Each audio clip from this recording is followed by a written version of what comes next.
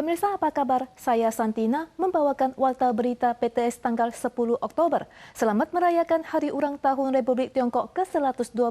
Hari ini adalah Hari Nasional Double Ten Taiwan. Upacara peringatan Hari Kemerdekaan resmi dimulai pada pukul 10 pagi di Istana Kepresidenan. Pasukan khusus Angkatan Darat mengibarkan bendera nasional melintasi langit biru. Peringatan kali ini juga dimeriahkan oleh pertunjukan The Emerald Knights dari Jepang dan ditutup oleh tim Thunder Tide dengan mengeluarkan asap berwarna di angkasa. Kelompok orkestra Tentara Nasional dan Angkatan Bersenjata tampil megah. Kemudian Tentara Nasional mulai melakukan pertunjukan di bawah iringan orkestra.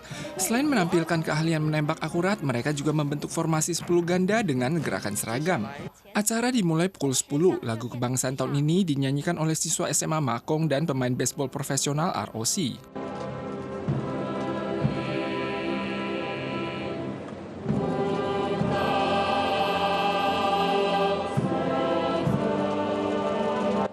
Kali ini armada bendera Komando Angkatan Darat Khusus dan penerbangan melintasi angkasa sambil mengibarkan bendera. Pertunjukan bertema menyuguhkan akrobat udara pesawat The Brave Eagle Angkatan Udara yang menunjukkan akurasi dan efisiensi Angkatan Udara. Acara dilanjutkan dengan penampilan energik oleh Emerald Knights berseragam hijau yang berasal dari Sekolah Menengah Kedua Universitas Pertanian Tokyo dan Kyoto Tachibana. Kali ini mereka membawakan lagu anime untuk merayakan HUT ROC. Yang terakhir adalah tim aerobatik Thunder Tiger Angkatan Udara yang terbang di atas anjungan pengamatan dalam formasi angsa, menyemprotkan asap merah, putih, dan biru di udara yang melambangkan kebebasan dan kebanggaan Taiwan, yang juga merupakan penutup serangkaian acara peringatan HUT ROC. Hari Nasional tahun ini juga merupakan kali terakhirnya Presiden Tsai Ing-wen menyampaikan pidato kenegaraannya. Dalam pidatonya, beliau menyebutkan keberhasilan pembuatan kapal selam dan 7 pencapaian dalam masa pejabatannya. Terkait hubungan lintas selat, Presiden Tsai juga menegaskan bahwa perdamaian adalah satu-satunya pilihan bagi kedua pihak. Presiden Tsai Ing-wen menyampaikan pidato kenegaraan terakhir pada masa jabatannya dengan tema stabilitas dan kepercayaan diri, kemajuan negara, dan menjadikan dunia lebih baik karena Taiwan. Jika tidak bergerak maju, kita akan mundur. Jika tidak gigih maju, nasib kita akan ditentukan. Tsai memulai dengan menyampaikan setelah melalui 30 tahun, Taiwan akhirnya berhasil merancang kapal selam buatan sendiri. Tsai menekankan sejak tahun 2016 ia selalu menepati janjinya dan mempertahankan status quo. Menegaskan kembali bahwa ia mempertahankan 4 tekad dan menekankan bahwa perbedaan antar selat harus diselesaikan melalui jalan damai.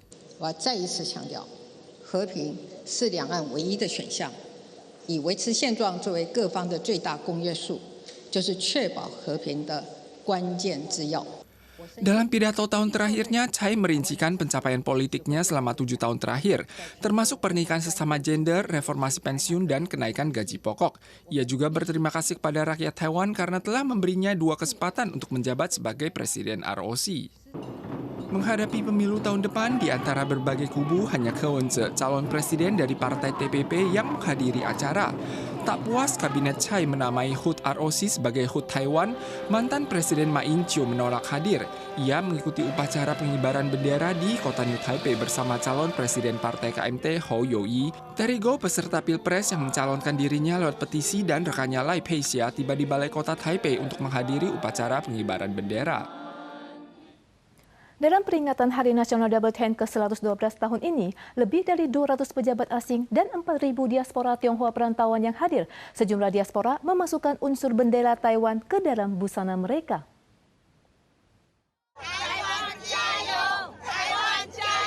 Melambaikan bendera dengan penuh semangat, lebih dari 20 diaspora Tionghoa perantauan dari Thailand mengenakan kostum buatan sendiri, sedangkan kostum rancangan pribadi yang mengandung unsur langit biru, matahari putih, dan tanah merah yang sangat menarik perhatian ini adalah buatan Tionghoa perantauan Afrika Selatan. Jumlah diaspora yang pulang mengikuti peringatan Hari Nasional tahun ini 2 kali lebih banyak dari tahun lalu, sedangkan 211 tamu kehormatan dari 10 kelompok meliputi negara sahabat Presiden Nauru, Perdana Menteri Saint Kitts dan Nevis, Senator Kanada, dan lainnya, serta delegasi besar beranggotakan 43 orang dari Jepang. Kepolisian Peru berhasil membongkar sindikat penipuan yang dikepalai orang Taiwan pada tanggal 9 waktu setempat dan menciduk 6 warga Taiwan dan 2 warga Peru. Operasi kali ini berhasil menyelamatkan 43 warga Malaysia dan 1 warga Taiwan yang ditahan.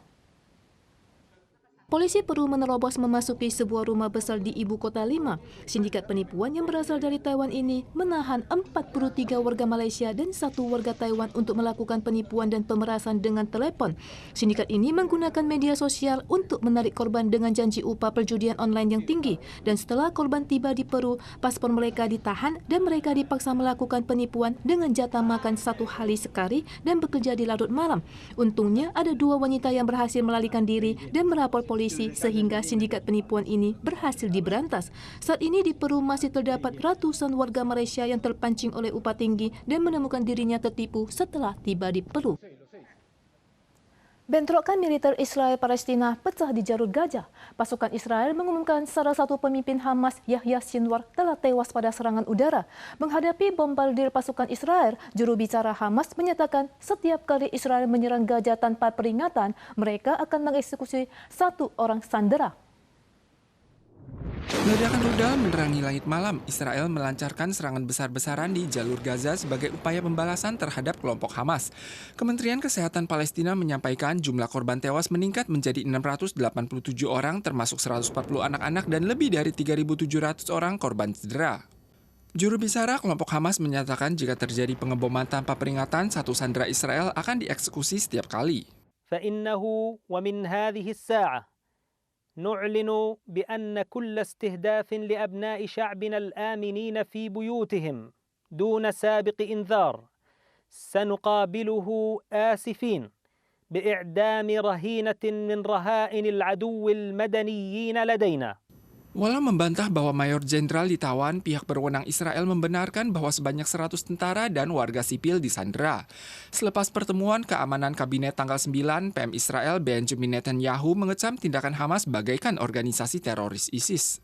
אנחנו ידענו תמיד מי זה החמאס. עכשיו כל העולם יודע. חמאס זה דאעש. Pihak militer Israel menyatakan telah mengumpulkan 300.000 tentara cadangan untuk mempersiapkan serangan darat. Kementerian Pertahanan juga telah memerintahkan pengepungan menyeluruh terhadap Gaza, memutuskan pasokan air, listrik, dan makanan yang setara dengan pengepungan total. Mereka juga mengumumkan salah satu pemimpin Hamas, Yahya Sinwar, telah terbunuh dalam serangan udara beruntun di jalur Gaza. Para pemirsa sekalian, sekian Warta Berita PTS. Berikutnya mari kita saksikan pameran AI Van Gogh. Kita suara lagi di lain kesempatan. Sampai jumpa.